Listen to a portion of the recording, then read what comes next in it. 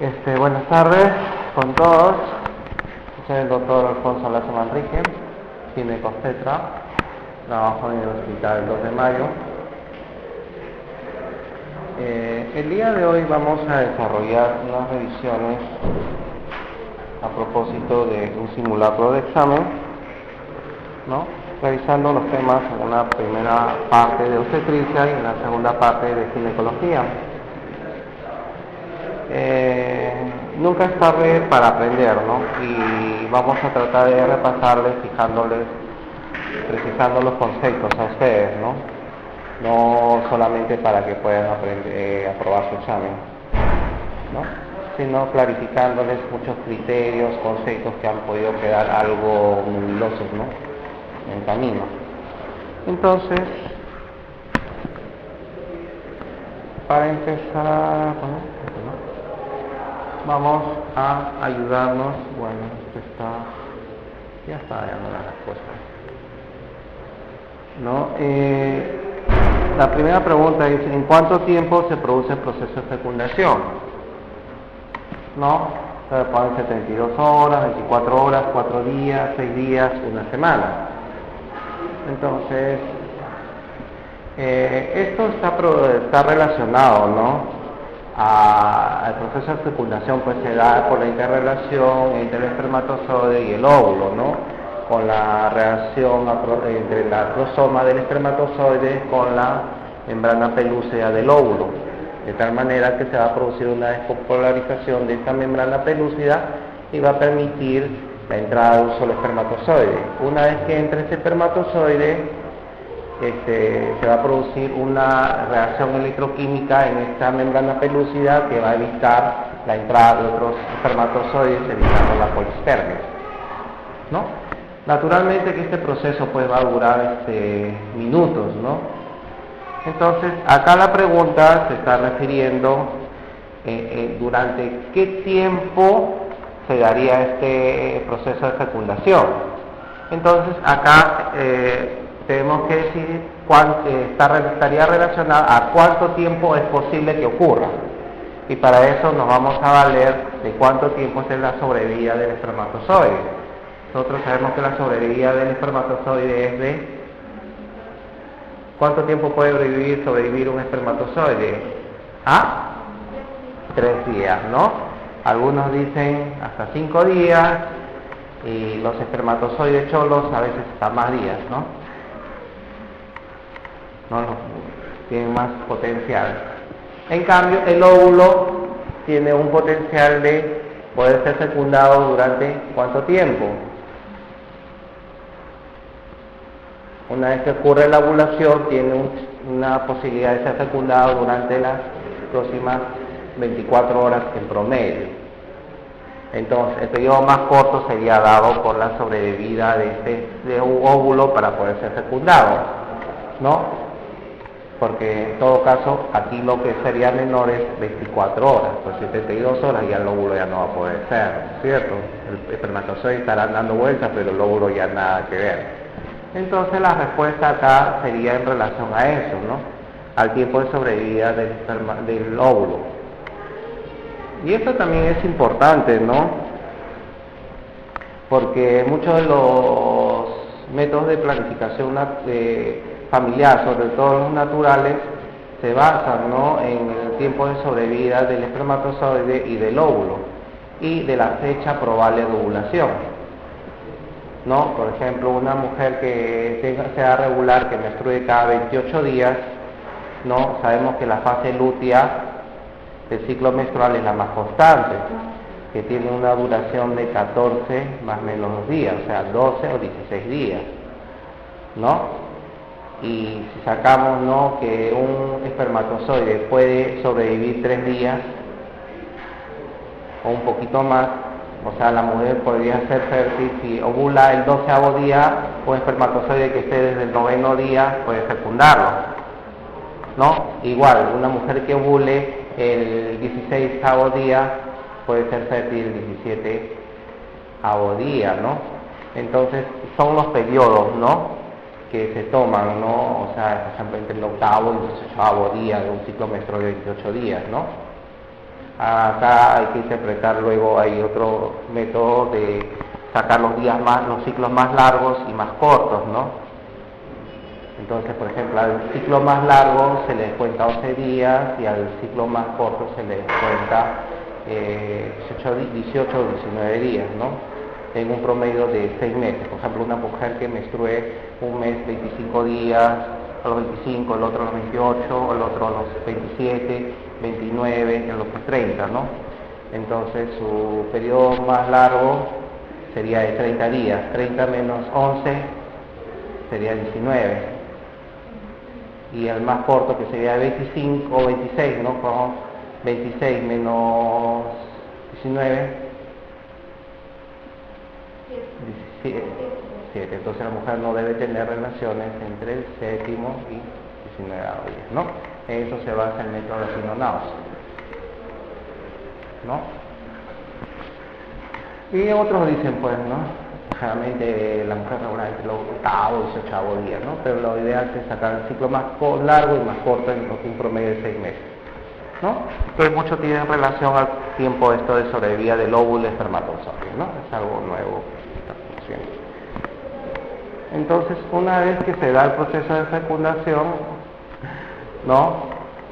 La fecundación se va a dar, pues, como es 24 horas, en la zona ampular de la trompa, ¿no? Porque es la zona donde se va a estar localizado, ¿no?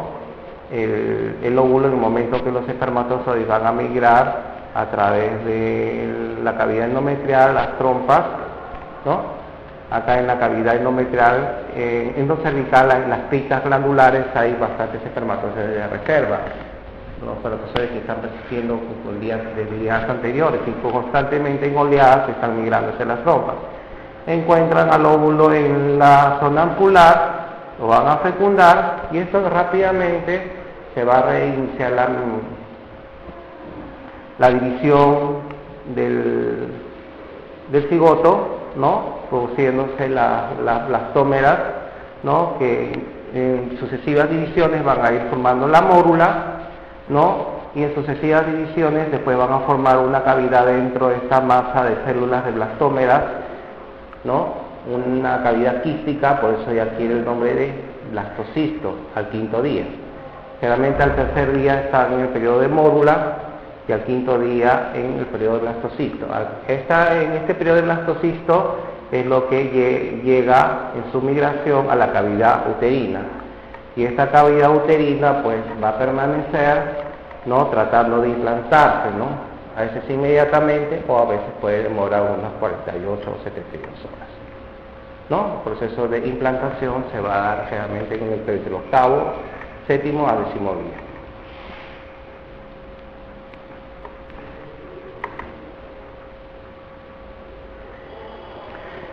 Entonces, si ha sucedido una fecundación, ¿no? Todavía no podemos decir que ha habido embarazo, porque hay que esperar que se implante, ¿no? Y una vez que ya ha ocurrido la implantación, ¿no? Porque en ese macizo celular que veíamos que se desarrollaban las blastómeras, algunas van a desarrollar hacia células embrionarias y otras hacia el trofoblasto, ¿no?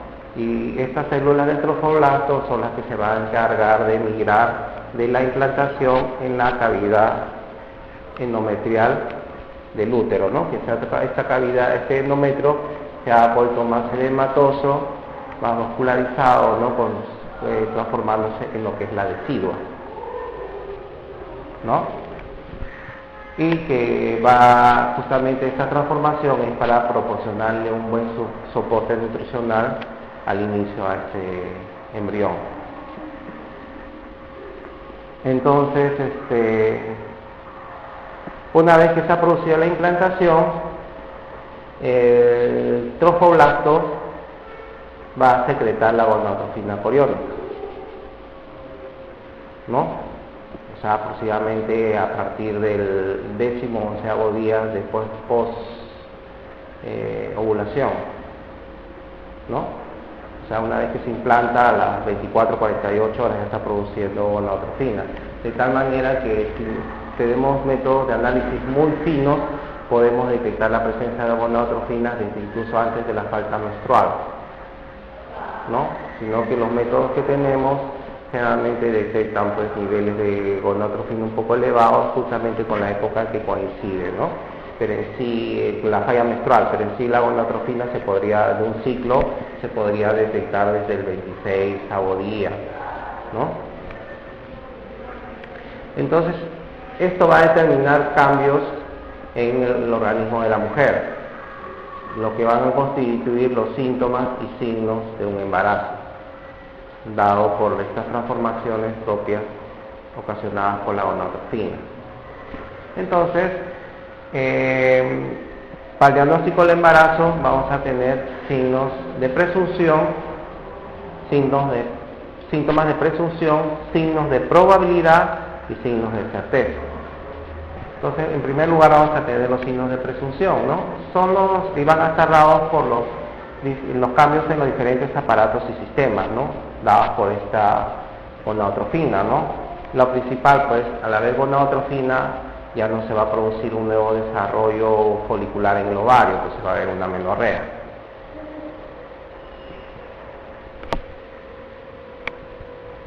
¿No? Va a haber síntomas del aparato digestivo con las náuseas, vómitos y la cialorrea, ¿no?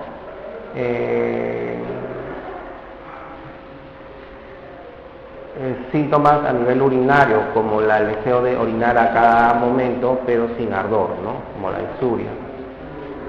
Síntomas a nivel cardiovascular, como la taquicardia o una fatiga. Estos se van a dar progresivamente en el embarazo, no necesariamente al inicio, ¿no? Va a pasar un poco conforme pasan los días. Otros, la mujer va a empezar a sentir una sensación mayor de sueño, cansancio, ¿no? Una labilidad muy emocional que se estaría referida bien a los trastornos del sueño, ¿no? La paciente está más irritable, o bien a los cambios hormonales que se dan dando, ¿no? Asimismo, hay un sentido del olfato más desarrollado, ¿no? Una hiperosmia, o también disminuido, ¿no? Hiposmia, las dos cosas se han descrito. Alteraciones del gusto, de ahí vienen los antojos, ¿no?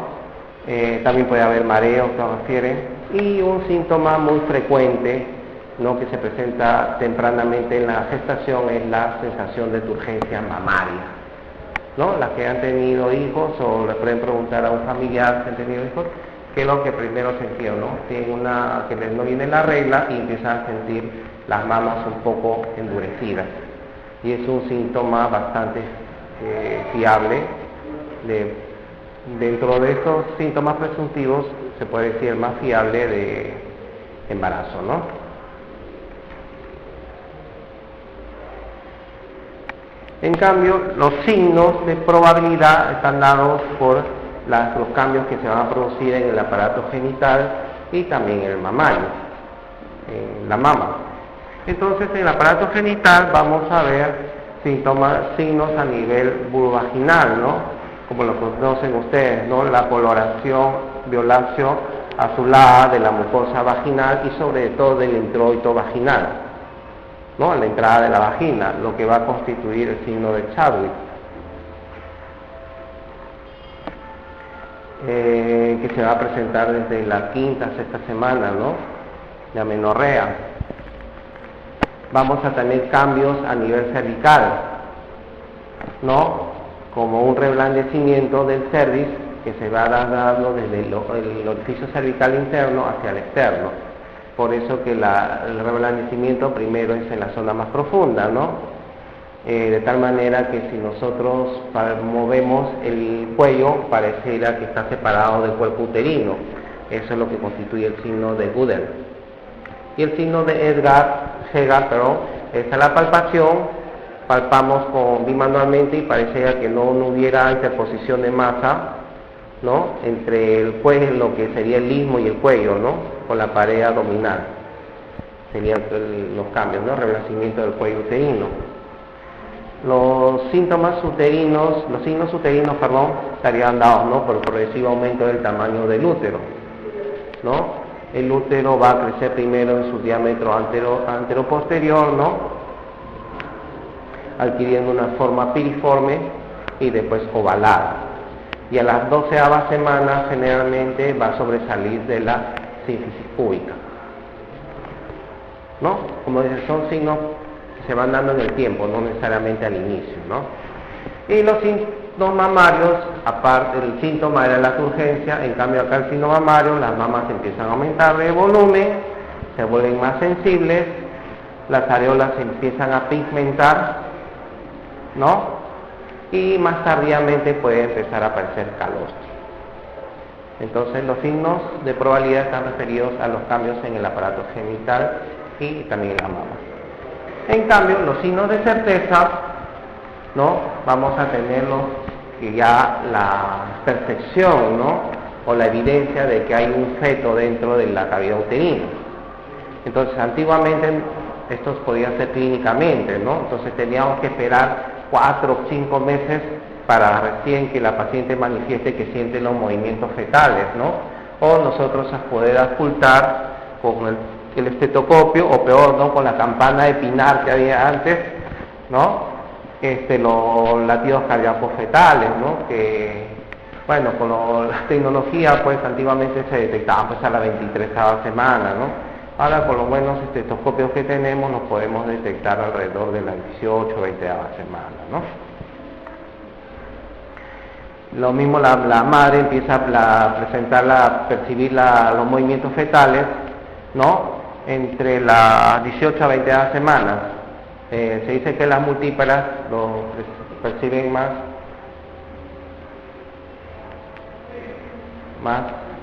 inicialmente, o más tarde, antes, ¿no? Generalmente a las 18, en cambio las unilíparas un poquito más tardía, ¿no? 20 de la semana. Ya también por este 5º mes ya se pueden percibir las partes fetales, ¿no? Y también la tecnología nos ha ayudado, ¿no? Con los Doppler, ¿no? El reflejo de la onda acústica, ¿no?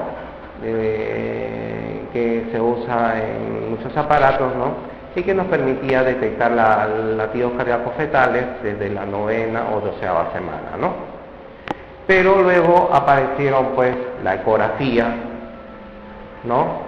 Que la ecografía pues inicialmente se hacía abdominalmente y te permitía detectar la presencia de una gestación o un embrión activo a partir de la 6ª semana, ¿no? Pero después hubo la sonda transvaginal que nos permite una detección mucho más precoz, ¿no? Aproximadamente desde incluso a la falla menstrual, a veces ya se puede evidenciar un saco gestacional dentro de la cavidad uterina, ¿no? A partir incluso de la cuarta y media semana o 5ª semana, ya se puede con la sonda transvaginal detectar una gestación, ¿no? Y bueno, les comenté, ¿no? La fracción beta de la gonadotrofina coriónica con los estudios de inmunoanálisis, ¿no? Se pueden detectar incluso desde antes de la falla menstrual, ¿no? Entonces, a partir de la 4ª semana ya se pueden detectar niveles elevados de gonadotrofina coriónica, ¿no? Se supone que los métodos séricos son más sensibles, más confiables que los métodos de orina, ¿no? Y necesitan niveles un poquito menores. También los de la orina necesitan un poco niveles bastante, ¿no? Se dice, por ejemplo, que los niveles de gonadotrofina coriónica alrededor de 1500 a 2000, ¿no? Deben correlacionarse ya con la evidencia ecográfica de un saco gestacional, ¿no? Con sonda transvaginal. Por eso cuando vamos a hablar, por ejemplo, de embarazo ectópico, ¿no? Unos niveles de gonadotrofina mayores de 1500, ¿no? O 2000, y no hay saco gestacional dentro del útero, hay que sospechar embarazo ectópico. Porque con niveles de 1500, ¿no? Mayores de 1500 ya debe evidenciarse un saco gestacional dentro de la cavidad uterina. En cambio, si tomamos una ecografía transabdominal, ¿no? Pélvica transabdominal, generalmente estos valores van a ser se va a poder evidenciar el saco gestacional una semana después, ya con niveles de gonadotrofina mayores de 6500, ¿no? Lo que ustedes, bueno, todos los centros ahora tienen sonda transvaginal y lo que ustedes saben, embarazo ectópico, más de 1500 de gonotrofina y ausencia de saco gestacional intrauterino, probabilidad de embarazo ectópico. ¿Sí?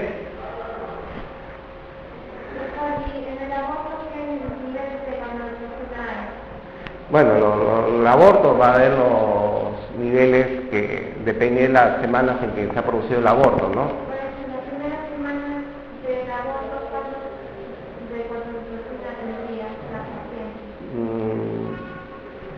Mira, en cuanto generalmente a la cuarta semana los de amenorrea, los niveles de gonotrofina están en valores de 1000 a 1500, ¿no? Y van sucesivamente elevándose hasta la 10ª semana, ¿no?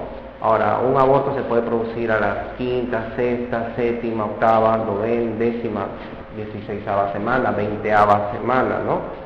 Entonces vamos a ver según los niveles. Entonces ahí va a haber pues niveles elevados, ¿no? Según las semanas que haya llegado la gestación. Entonces lo que tu pregunta podría ser válida, por ejemplo, va una paciente con sangrado, ¿no? Encuentras cambios cervicales, por si es que sí te confirmaría o sospecharían que había una gestación, ¿no? El orificio está abierto, es un aborto, no encuentras una gestación dentro del útero, pero tú sospechas de un aborto, entonces quieres confirmarlo a veces, pide gonotrofina, y ahí nomás te valdría pues que esté positiva, ¿no?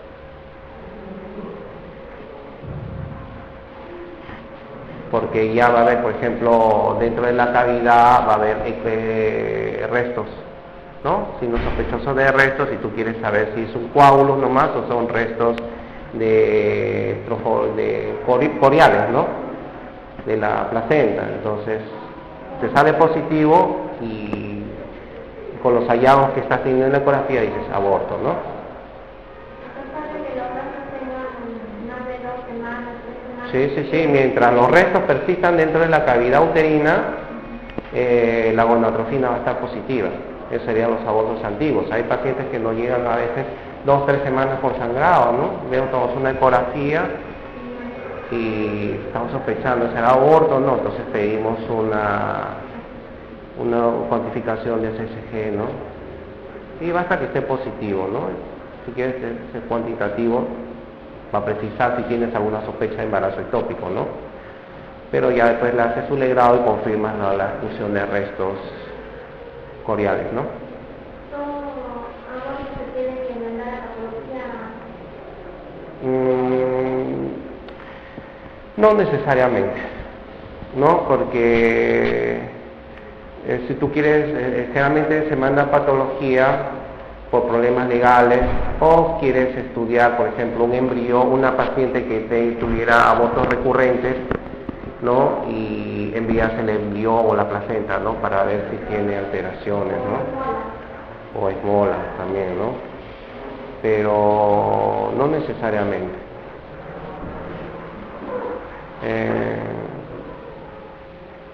Tal es así que el Ministerio ha establecido, ¿no?, los procedimientos de la aspiración manual endouterina, ¿no? Se puede manejar ambulatoriamente, ¿no? Entonces ahí cuando hace el procedimiento, estos restos se ponen a sobrenadar sobre un depósito de agua y se identifica las velocidades, ¿no?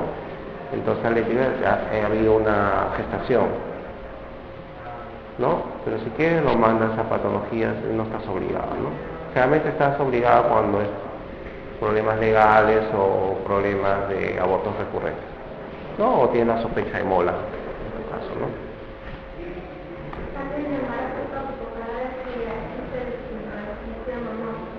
El embarazo ectópico es si tú tuvieras la duda, ¿no?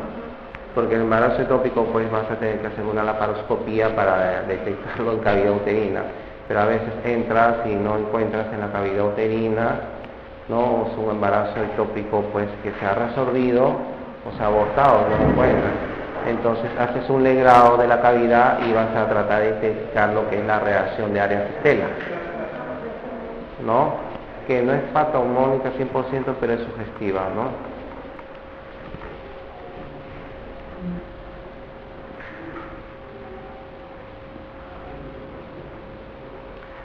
Entonces, una vez que ya tenemos diagnosticada la gestación, ya empiezan lo que serían los controles prenatales, ¿no? Entonces, dentro de los controles prenatales, pues hay que identificar los factores de riesgo que tienen todas gestantes desde la primera consulta, ¿no? Los antecedentes de enfermedades, ¿no? Como diabetes, anticuerpos lupus, anticuerpos antifosfolipídicos, hipotiroidismo, hipertiroidismo, tuberculosis que podrían afectar a las gestantes, ¿no? La presencia de infecciones urinarias, los antecedentes si ha estado inmunizada, ¿no? Y los grupos sanguíneos. Entonces, el grado de anemia que tenga la paciente, ¿no? Y también es importante acá la edad de la mujer para detectar la probabilidad de aneuploidías, ¿no? Con los screenings genéticos que se hacen, ¿no? En las mujeres temprano, en el primer trimestre, como medir la translucencia nucal entre la 10ª y la 14ª semana, ¿no? Para detectar aneuploidías, ¿no? La translucencia nucal y los marcadores bioquímicos de gonadotrofina coriónica y de proteína plasmática asociado al embarazo, ¿no? Entonces, si está elevada, pues la translucencia nucal, ¿no? Y la proteína asociada al embarazo, pero la gonadotrofina coriónica es más sugestiva de aneuploidías, ¿no? No solamente bastaría una, por ejemplo, la translucencia nucal no tiene una sensibilidad del 60-70%, pero si lo asociamos a la proteína asociada al embarazo, más la gonadotrofina, la sensibilidad nos va a llegar al 90-95%. En el segundo trimestre, a partir de la 16ª semana, nos podría servir, ¿no? El pliegue nucal. Es algo parecido a la translucencia nucal, ¿no? El pliegue nucal mayor de 6 milímetros y también los dosajes de gonadotrofina, estriol, inhibina, ¿no? Y alfa-fetoproteína. Y a la 22ª semana una ecografía morfológica, ¿no? Para detectar alteraciones. No, 22. Entonces es necesario establecer un cronograma, ¿no? De atenciones prenatales, ¿no? Sobre todo la primera consulta, tratando de detectar antecedentes para establecer el riesgo de la madre, ¿no? Si la madre ha tenido, por ejemplo, su embarazo anterior es preeclampsia, ¿no? O si es hipertensa, si ha tenido fetos prematuros, ¿no? Malas historias obstétricas, ¿no? Y más tarde hay que ir determinando cómo va creciendo o desarrollándose esta gestación, ¿no? Entonces, como le digo, ¿no? Hay los marcadores genéticos, ¿no? Y también hay evaluaciones clínicas. Y en las evaluaciones clínicas es importante ver cómo va creciendo el útero, ¿no? Desde la 12ª semana en que hace su aparición sobre la sínfisis púbica, ¿no? Hasta el final del embarazo, ¿no? Generalmente a la 12ª semana está al nivel del borde de la sínfisis púbica, a la 16ª semana está entre el ombligo y la sínfisis púbica, a la 20ª semana o 22 está a nivel del ombligo. Y de a partir de, generalmente entre la 18 hasta la 36ª semana, hay una correlación entre la altura uterina, ¿no? Con la edad gestacional. Es decir, por ejemplo, si tengo una altura uterina de 26 centímetros, midiendo desde la sínfisis púbica al fondo uterino, 26 centímetros debe corresponder generalmente a 26 semanas, ¿no? Es un promedio, no necesariamente exacto, ¿no? Pero hay una correspondencia. Una pregunta eso más adelante, ¿no? Y más tarde también vamos a determinar, ¿no? Ya cuando el feto está más desarrollado, realmente en el tercer trimestre, ¿no? Determinando la situación, la posición y presentación del feto, ¿no? Para la posibilidad de un parto normal, vaginal. Entonces tenemos la situación, que es la relación entre el eje longitudinal del feto, ¿no? Y el eje longitudinal de la madre. De tal manera que pueden haber las situaciones longitudinales, transversas y también se incluyen las oblicuas, ¿no? En cambio, la presentación va a estar referida al polo fetal, ¿no? Que toma relación directamente con el estrecho superior de la pelvis, ¿no? Lo ocupa en su mayor parte y es capaz de cumplir el trabajo del parto. De tal manera que pueden ser posibles dos presentaciones, la cefálica y la pelviana. No se incluye la presentación transversa porque esta no es capaz de cumplir un trabajo de parto.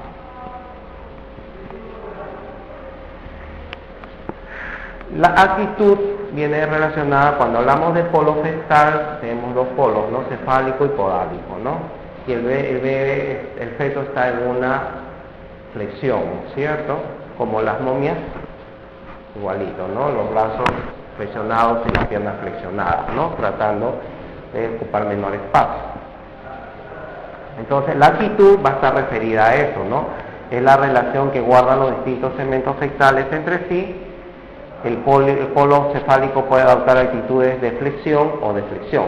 O sea, lo normal es que la cabeza esté flexionada, pero muchas veces está deflexionada. Y va a haber grados, ¿no? Primer grado, segundo grado, tercer grado, ¿no? De acuerdo a ellos tendremos las siguientes modalidades. Flexión, cuando la cabeza está flexionada, o sea, el mentón sobre el pecho, ¿no? De tal manera que lo que se presenta es el vértice. Cuando la cabeza está un poco más deflexionada, lo que se va a presentar es la fontanela mayor, ¿no? Que sería el bregma. Y la flexión más cuando presenta no el bregma, sino ya la frente. Y la deflexión más acentuada o tercer grado es cuando se presenta el mentón. Entonces acá tenemos los tipos de flexiones, ¿no es cierto? De bregma, de frente y de cara, ¿no? Se presenta con el mentón y la nariz, ¿no? Pero si está en pelviana, ¿no? Se va a tener en cuenta que la actitud de flexión de los miembros inferiores va a dar las siguientes modalidades, ¿no? Bien, los miembros están flexionados, ¿no? O sea, los muslos sobre el abdomen y las piernas sobre los muslos, que esta va a ser la flexión completa, ¿no? O sea, la variedad podálica completa.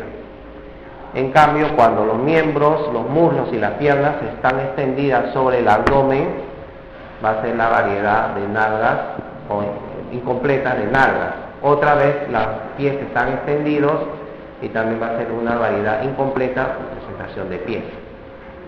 Muy raro es la que es una esté flexionada y un pie está extendido, ¿no? Realmente es de pies o de nalgas.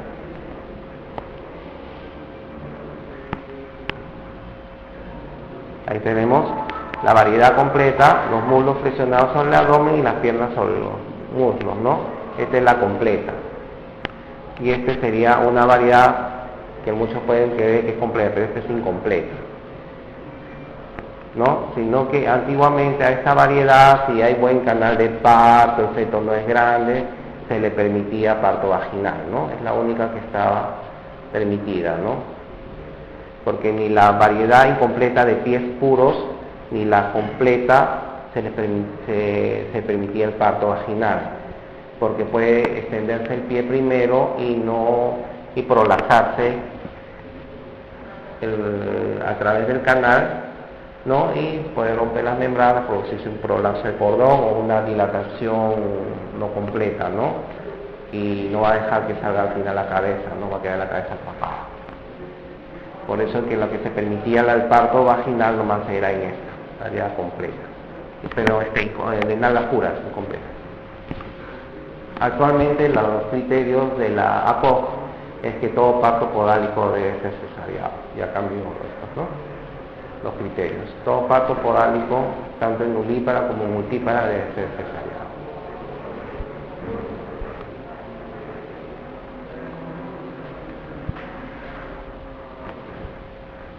En cambio, la posición va a estar en relación al punto de referencia con la pelvis, ¿no?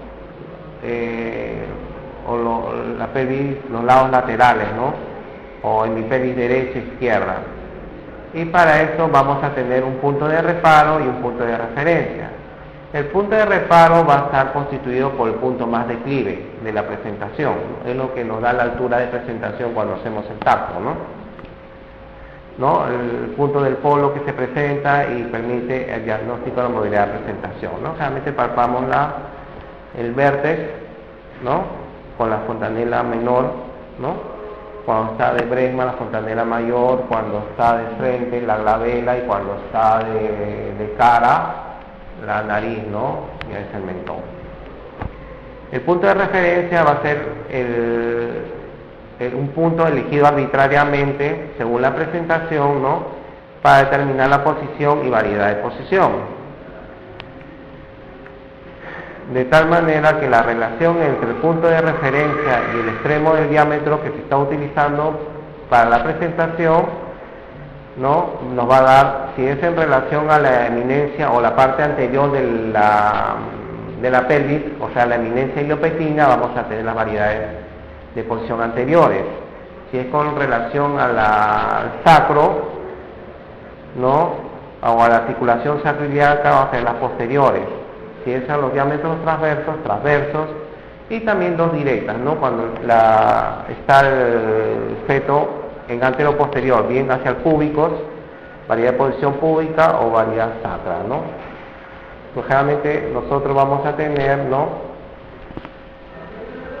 La variedad, por ejemplo, de vértices, que la normal, el punto de referencia va a ser el vértex, ¿no? Pero el reparo va a ser el occipito, ¿no? Entonces vamos a tener nosotros occipito ilíaca anterior, occipito ilíaca posterior, ¿no?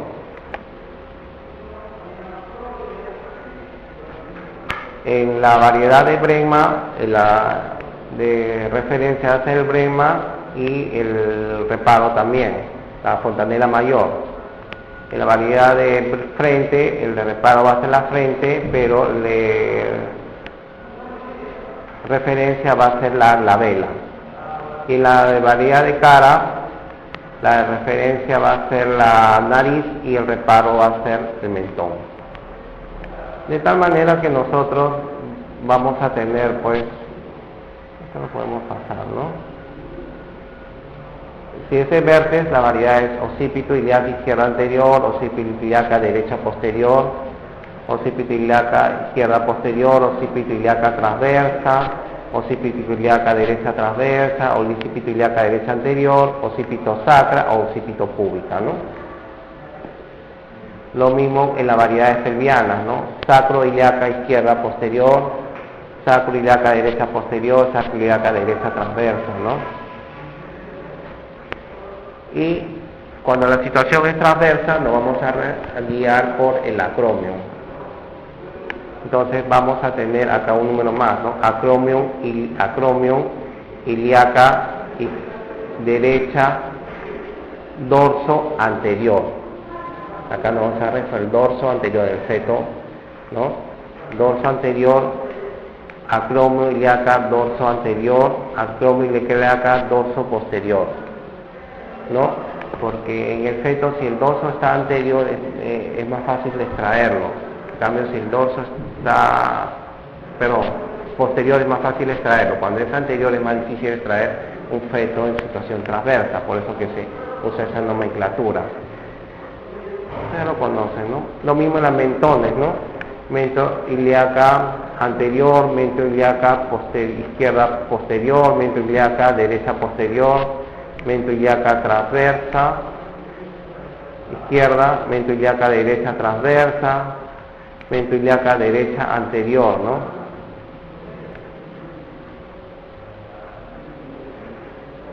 Y de esta variedad es la que antiguamente en los libros todavía creo que siguen refiriendo pero ya nadie no usa eso, ¿no? Porque todo de flexión de tercer grado se realiza cesárea, es algo objetos muy pequeños, ¿no? Y la única que podría permitirse un parto vaginal sería la mento ilíaca izquierda anterior.